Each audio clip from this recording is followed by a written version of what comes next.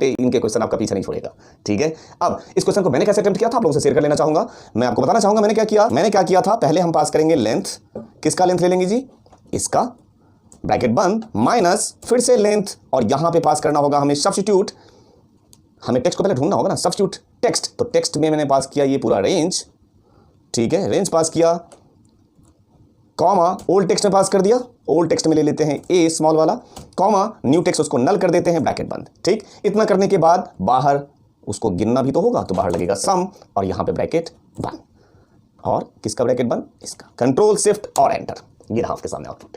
कैसे किया ध्यान से देखिए, पहले लेंथ निकाल दिया ना, इसका लेंथ निकाल लिया आपने, टोटल गिन लिया उसने लेंथ, उसमें से माइनस कर रहे हो ना सब्स्टिट्यूट वाला लेंथ। तो सब्स्टिट्यूट के थ्रू आप क्या कर रहे हो कि भाई ए को ढूंढो और जहां मिल जाए उसको नल कर दो, लेकिन नल करने के बाद गिन भी तो दो। तो टोटल लेंथ माइनस ये सब्स्टिट्यूट वाला लेंथ, तो बता देगा कहां कहां उसको ए मिला। ठीक है, इस तरीके से मैंने इस क्वेश्चन को एनर्जी सॉर्टिंग करने के लिए मैंने जो काम किया था वो मैं आप लोगों को बताने जा रहा हूं। कुछ लोगों को पता होगा, बहुत अच्छी बात है, नहीं पता होगा सिखा रहा हूं। ठीक है, देखिए यहां पे शॉर्टकट मैं रखूंगा, और सबसे पहले मैं एक काम कर लूंगा, यहां पे मैंने एक कॉलम इंसर्ट करा लिया। ठीक, और यहां पे मैं एक इसका नाम रख देता हूं मंथ, मतलब एक हेल्पर कॉलम में ले रहा हूं, और यहां पे मैंने पास किया पहले टेक्स्ट बना लिया, क्योंकि इसमें से मुझे निकालना होगा मंथ को, है ना। तो ये डेट कॉमा एम, ये 3 बार पास करने से मेरे पास मंथ आ गया। ये हेल्पर काम मेरा इतना काम कर दिया। उसके बाद अगला काम, ये जो हेल्पर कॉलम बनाया उसके बेस पे तो ये ऑलरेडी इन्होंने यहां पर तो लिख रखा है। अब इस डेटा के बेस पे मैं इसका कस्टमाइज लिस्ट पहले बना लिया। कैसे, वो बता रहा हूं।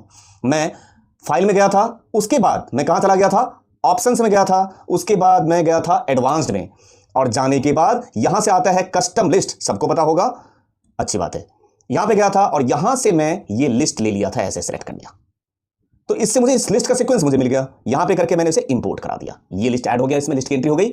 अब मैंने यहां पे ओके बटन पे प्रेस कर दिया था। उसके बाद का काम बताना चाहूंगा आपसे। अब यहां पे गया और शॉर्टकट प्रेस करूंगा, alt plus D plus S, sorting का शॉर्टकट, और यहां से अब मैं डेट को सॉर्ट ना करके ऐड लेवल करूंगा, सॉर्ट बाय, ये जो नया कॉलम मैंने बनाया था मंथ, उस पर क्लिक करूंगा, सॉर्ट ऑन वैल्यूज, और ऑर्डर ना तो ए टू जेड ना तो जेड टू ए, मनमर्जी सॉर्टिंग। कौन सी, कस्टमाइज सॉर्टिंग। तो मनमर्जी का हमारा कहां है, ये रहा कस्टम लिस्ट पे गया मैं, और यहां से कस्टम लिस्ट पे जाने के बाद, और यहां पे जो बनाया था ना अप्रैल मई जून, ये रहा सबसे नीचे, और इसको उठा के यहां से ओके कर दिया। अब जो ऑर्डर मुझे दिख रहा है वो सीक्वेंस दिख रहा है जो सीक्वेंस ये सामने वाला चाहता है। तो वो सामने वाला चाहता है इस सीक्वेंस में। अब आप ओके प्रेस करके देखिए, तो अब आपको डेटा जो दिखेगा सॉर्ट होने के बाद वो उसी सीक्वेंस में दिखेगा जिस सीक्वेंस में वो कस्टमाइज करके सॉर्टिंग करना चाह रहा था। इस तरीके से इस प्रॉब्लम को मैंने अटेम्प्ट किया, मैंने सॉल्व किया, और आप भी इसी तरीके से सिस्टम लीजिए, बैठिए, खुद से प्रैक्टिस कीजिए। अब बढ़िया क्वेश्चन और इंटरव्यू में अक्सर पूछा जाता है, देख लीजिए, सिटी है, कंपनी है, यहां पे आपको फॉर्मूला लिखना है, और आउटपुट इस तरीके से आना चाहिए, HCL, उसके नीचे इस दोनों को ज्वाइन, HCL और EXL, उसके नीचे फिर IBM। लेकिन जहां पे ये रेंज खत्म हो जाएगा, दैट मींस जहां पे सिटी खत्म हो जाए, वहां पे अगेन दूसरे सिटी का स्टार्ट हो जाना चाहिए। ये देखिए तीसरे सिटी का करके देखें, इसको कैसे पास करेंगे वो देखिए। यहां पे मैंने पास किया इक्वल टू इफ, यदि मैं एक सेल ऊपर ले रहा हूं, ध्यान से देखिए, A1, और ये इसका मतलब क्या हुआ, यदि A1 की वैल्यू A2 के बराबर नहीं हो तो क्या करो, B2 को ले आओ, और नहीं तो मतलब क्या, यदि बराबर हो मतलब ये ऊपर वाला सेल और इसके बराबर हो, दैट मींस नोएडा जहां मैच कर जाए, वहां पे क्या करो, इस B2 में एंड और कॉमा लगा के एंड किसको जोड़ दो, ये D1 को ऐड कर दो। देखिए जान बुझ के देख लीजिए, ऊपर वाला सेल लिया है, D1 लिया है, तो एंटर मार के देखते हैं HCL क्यों आया, क्योंकि यहां A1 की वैल्यू A2 के बराबर नहीं है, और ये बात सही है, तो सही है तो कौन लेकर आएगा, B2 को लेकर आएगा, लेके तो आ गया आपका HCL।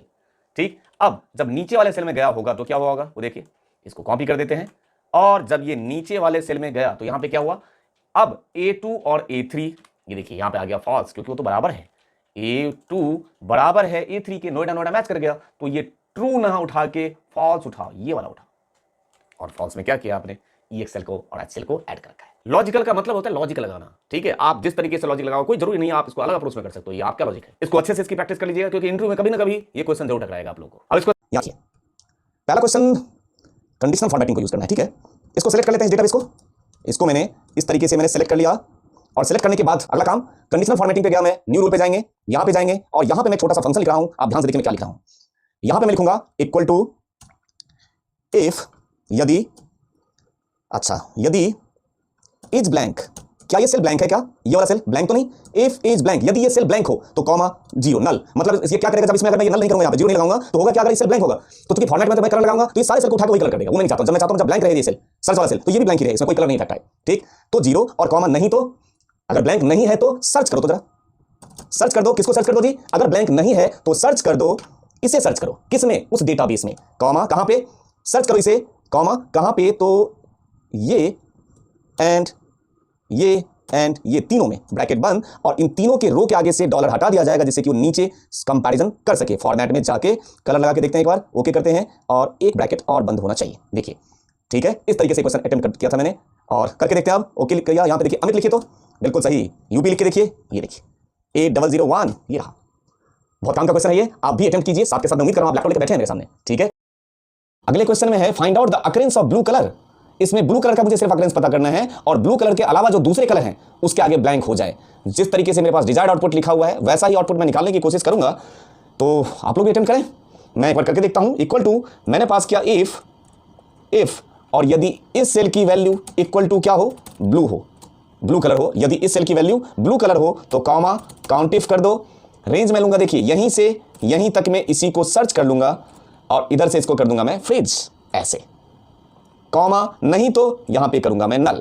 देखिए मैंने क्या, यदि इस सेल की वैल्यू इक्वल टू ब्लू हो तो काउंट इफ चलाओ, वहीं से वहीं तक अरेंज, एक एक करके अकरेंस आएगा ब्लू का। अदरवाइज अगर ब्लू नहीं हो तो वहां पे नल। एंटर मारिए, देखिए यहां पे इसका अकरेंस आया, और जहां जहां ब्लू नहीं है वहां वहां पे नहीं आया। जो डिजायर्ड आउटपुट चाहा जा रहा था मुझसे, वही आउटपुट मैं लेके आया हूं। है कि जो डेट है उसका मंथ जो है, मतलब वो 30 दिन का है या 28 दिन का है, ऐसे मुझे मंथ का जो वैल्यू है वो निकालना है।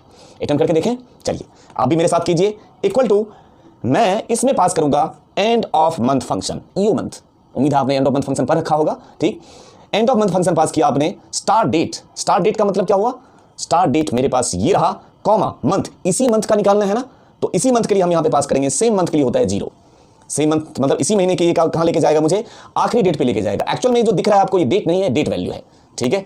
डेट वैल्यू का कॉन्सेप्ट अभी मैं जाऊंगा, मैं क्वेश्चंस करा रहा हूं। तो यहां पे मैंने क्या किया, एंड ऑफ मंथ से मैं इस मंथ के डेट पे चला गया। अगर मैं इसको डेट में कन्वर्ट कर दूं यहां से, तो यहां से डेट में चेंज हो जाएगा। अगर मैं यहां से चेंज करूं तो यहां से देखिए डेट आ जाएगा ये।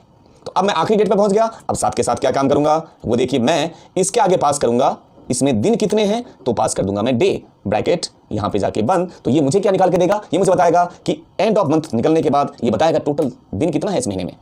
इस तरीके से मैं इस क्वेश्चन को मैंने अटेम्प्ट किया था, और मैं उम्मीद करता हूं कहीं भी इंटरव्यू देने के लिए जाएंगे और अगर आपसे ये सवाल पूछा गया तो आप चूकेंगे नहीं, 100% आंसर करके आएंगे।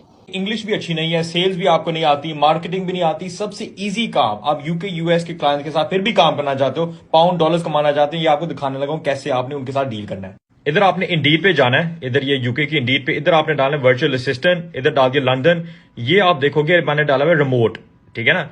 ये सारी जो कंपनीज अब आ जाएंगी, इनको लोग चाहिए executive, personal assistant, virtual assistant. ये काम होता है कि आप कंप्यूटर यूज करो, एडमिन के टास्क करो, इजी काम होता है। कोई बंदा रखेंगे तो उसको उन्होंने देना है तकरीबन 8 लाख रुपया महीने का। आपने यही काम 1 या 2 लाख के अंदर कर लेना है। अगर आप एजेंसी के तौर पे करोगे तो 2-3 लाख कर लोगे, तो आपका इजिली ये क्लाइंट आप उठा सकते हो लिंक्डइन के थ्रू, कॉल के थ्रू और ईमेल के थ्रू। वो भी तरीके आपको मैं बताता जाऊंगा।